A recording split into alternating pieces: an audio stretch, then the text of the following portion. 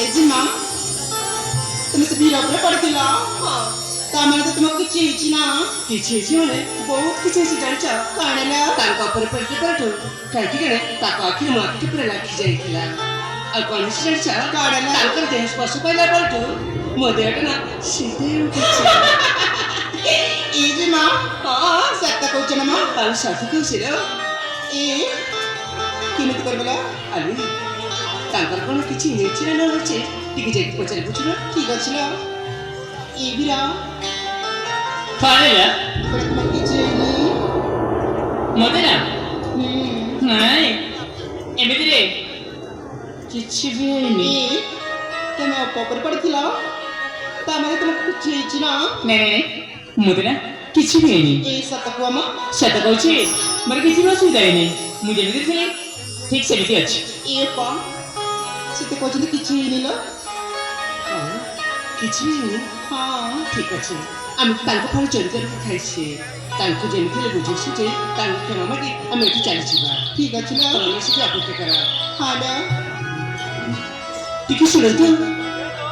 କଣ କରିବା ପାଇଁ ଦେଖ, ଚାହୁଁଛ? ତମ ଫଳ ତୋଳିବା ପାଇଁ ତମ ଫଳ ସଂଗ୍ରହ କରିବା ପାଇଁ ମୁଁ ଅନେକ ଚେଷ୍ଟା କରିଛି। ହଁ ତ କିନ୍ତୁ ତମ ଫଳ ମୁଁ ଜମା ସଂଗ୍ରହ କରିପାରିଲିନି। ଦେଖ ଆଉ ମୁଁ ଜମା ସେ କଷ୍ଟ କରିପାରିବିନି। ମୋତେ ଦୟାକରି କ୍ଷମା କରିଦିଅନ୍ତୁ। ଖାଲି ନାଇଁ ନାଇଁ ସେମିତି ହାତ ଯୋଡ଼ିବାର କିଛି ଆବଶ୍ୟକ ନାହିଁ।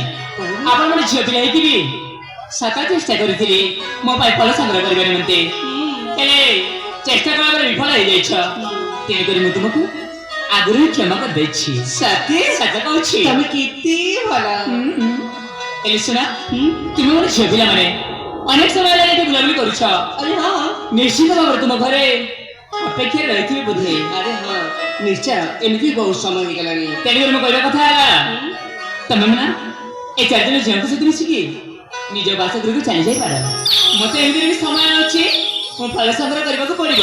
ସତେ କହୁଛ? ସତ କହୁଛି ମୁଁ। ତେବେ ଠିକ ଅଛି ଆମ ମାନଙ୍କୁ କ୍ଷମା କରିଥିବାରୁ ତମକୁ ଅଶେଷ ଅଶେଷ ଧନ୍ୟବାଦ। ତାହେଲେ ଆସୁଛୁ ଆମେ। ଠିକ ଅଛି, ଶୁଭ ବିଦାୟ। ବିଦାୟ। ଆରେ ସାଙ୍ଗମାନେ ତାହେଲେ ଯିବା ନା? ସେ ଆମେ କ୍ଷମା କରିଦେଇଛନ୍ତି କହୁଛନ୍ତି। ତାହେଲେ ଯିବା ଯିବା ନା?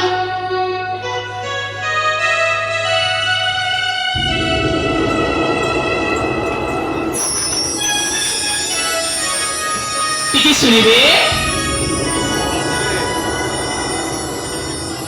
ନାଇଁ ନାଇଁ ନାଇଁ ସେମାନଙ୍କୁ ନୁହଁ, ମୁଁ ତୁମକୁ ଡାକୁଥିଲି। ହଁ ଟିକେ ଆସିବେ କି?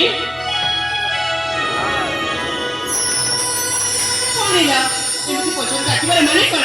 କାହିଁକି ନା ଟିକିଏ ଦେଖରେ ତମ ଚାରିଚାଳନ ମତେ ଉଚ୍ଚ କୋଟିରେ ଲାଗିଲା।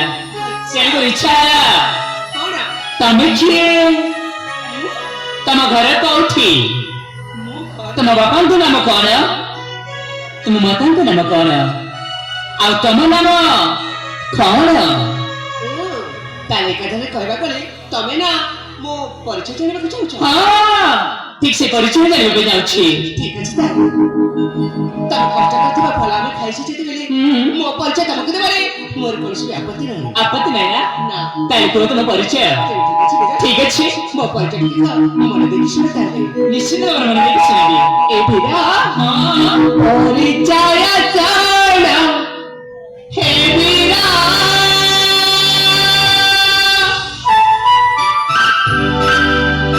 ବୃନ୍ଦାବନ ରାଜେ ମୋ ଘର। ଶୁଣୁଛୁ ତ? ନିଶ୍ଚିତ ଭାବରେ ଶୁଣୁଛି। ପରିଚୟ ଚାଣ ହେ ଭିଡ଼ା ବୃନ୍ଦାବନ ରାଜେ ମୋ ଘର। ପରିଚୟ ଚାଣ ହେ ଭିଡ଼ା ବୃନ୍ଦାବନ ରାଜେ ମୋ ଘର। ସୁଖ ସଫଳରେ ସାଙ୍ଗସାଥି ହେଲେ, ସୁଖ ସଫଳରେ